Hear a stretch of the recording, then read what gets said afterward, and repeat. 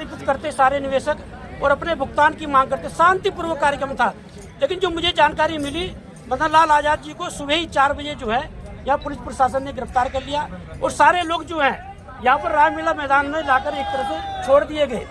तो मदन लाल आजाद जी से ही उनके यहाँ क्या क्या घटनाक्रम हुआ, क्या उनकी रणनीति थी, आगे क्या करने जा रहे हैं, उनसे बात करेंगे। मदन लाल जी, आपका बहुत बहुत स्वागत है। पहला ही प्रश्न है मेरा, आपसे लगातार मेरी बात हो रही थी, आज क्रांतिकारी कार्यक्रम था और शांतिपूर्वक कार्यक्रम था, तो आपके साथ क्या क्या घटनाक्रम हुआ, थोड़ा बताइए। मेरे साथ कोई ऐसी घटना नहीं हुई है जिसको हम मतलब नई निराली घटना नहीं है। मुझे मालूम है 30 साल से मैं जनता के मुद्दों को लेकर लड़ रहा हूँ। पुलिस ऐसा करती है कि जिस दिन कार्यक्रम होता है तो या तो रात को ही उठा लेती है या सुबह सुबह उठा लेती है, लेकिन चूँकि मैं ऐसी जगह पे था जहाँ का मेरा कोई एड्रेस पता नहीं था पुलिस वालों को, लेकिन वो मेरे मोबाइल की लोकेशन ट्रेस करते हुए वहाँ पहुँच गए जहाँ मैं था।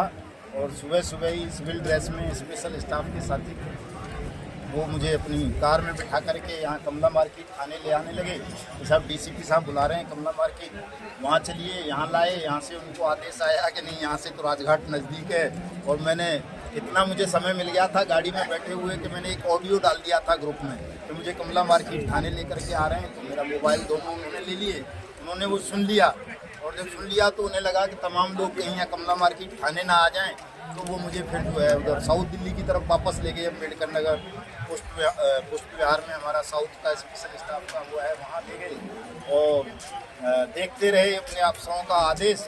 और जब पूरा वीआईपी मूवमेंट खत्म हो गया राजघाट से, तो 10 बजे के बाद उन्होंने मुझे कहा साहब अब आप अपने घर जाओ, वहाँ मत जाना, लिख के दे दूँ।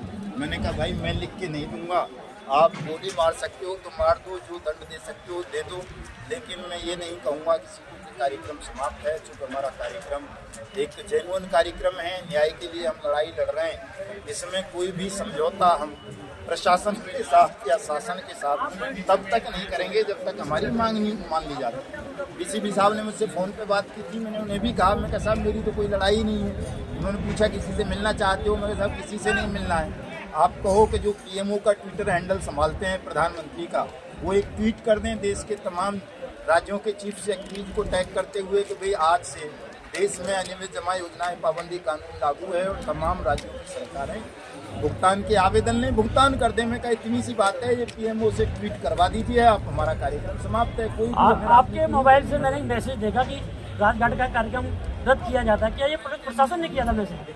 पुलिस प्रशासन ने किया होगा, मैंने ऐसा कोई मैसेज नहीं किया कि राजघाट का कार्यक्रम रद्द किया जाता है। मैंने तो ये कहा कि सब लोग जो है राजघाट पे ही रहे, मैं आ रहा हूँ।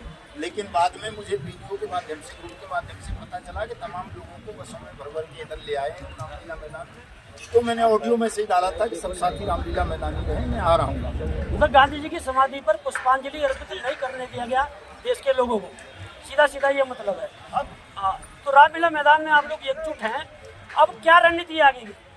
देखिए साहब, वैसे तो ये निंदनीय है कि गांधी जी की समाधि पर गांधी जी के लोग, राष्ट्रपिता बाबू को, राष्ट्र के पिता हैं गांधी जी, और राष्ट्र अगर उनको श्रद्धांजलि नहीं दे सकता, उनकी समाधि पर जाकर उसको रोका जाता है, तो ये निंदनीय है, दुखद है हमारे देश के लिए, देश के लोकतंत्र के लिए। और जिस चीज़ के लिए गांधी जी पहचाने जाते हैं, सत्य, हिंसा और न्याय के लिए, उसके लिए भी ये दुर्भाग्यपूर्ण घटना है। लेकिन इसके साथ साथ चूँकि प्रधानमंत्री चाहे कोई चोर बन जाए साहब, ठग लुच्चा लफंगा कैसा भी हो, अगर वो प्रधानमंत्री है तो उसका एक प्रोटोकॉल होता है कि उसके रास्ते में किसी को नहीं आने दिया जाए, चाहे कोई कितनी भी बड़ी ताकत हो, कोई चीफ मिनिस्टर हो, मिनिस्टर हो, सांसद हो, विधायक हो, कोई भी उसके रास्ते में नहीं आ सकता। ये प्रोटोकॉल है प्रधानमंत्री का, भले ही प्रधानमंत्री लुच्चा लफंगा नीच कमीना कोई भी हो।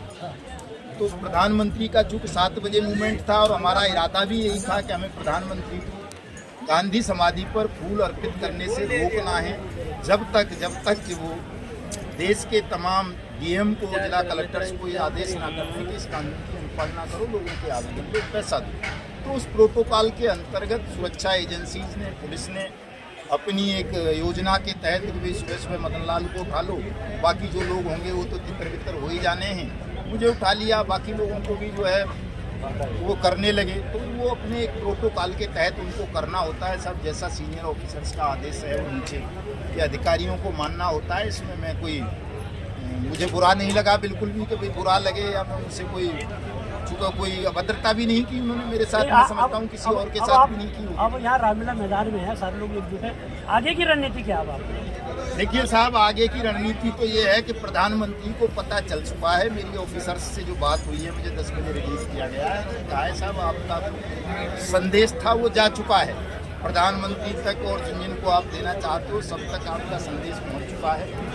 और आगे की रणनीति मेरी ये है कि अब थोड़ी देर बाद 2-2.5 घंटे बाद हम ये कार्यक्रम का समापन कर देंगे, क्योंकि हमारा मकसद आज का केवल संदेश देना भर था। कानून की अनुपालना चूँकि 19 राज्यों में नोटिफिकेशन इशू हो चुके हैं, लेकिन धन पूरा जो है ठगी पीड़ितों का वो सेंटर के पास है, सेंटर उस धन को रिलीज करेगा, सबका भुगतान होगा। और अगर नहीं होता है तो सब चुनाव हैं 4-5 राज्यों में अभी जल्दी में ही, आज 2 अक्टूबर है, 10 अक्टूबर या 9 अक्टूबर से शायद आचार संहिता लग रही है, चुनावी सभाएं करने प्रधानमंत्री जाएंगे मध्य प्रदेश, राजस्थान, छत्तीसगढ़ और आपका तेलंगाना, वहाँ घेराव करवा लेंगे अगर नहीं होगा तो। हमारे पास रास्ते खुले हुए हैं, ऐसा नहीं है। लेकिन अब मैं दिल्ली परेशान नहीं करूंगा जल्दी से लोगों को, तो वो दोबारा दिल्ली आए। वैसे मेरी उम्मीद ये है कि भुगतान हो जाएगा।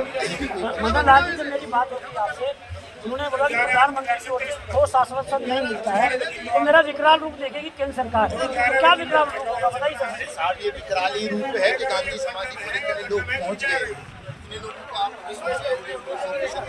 बात कर रहे थे, इतने तमतमा रहे थे। वो कहना ये था कि जी आपके इस कार्यक्रम की वजह से हजारों पुलिस वालों की नौकरी जा सकती है। आपने जो ये किया है मैं भी मानता हूँ किया है, लेकिन मुझे भी साहब करूँ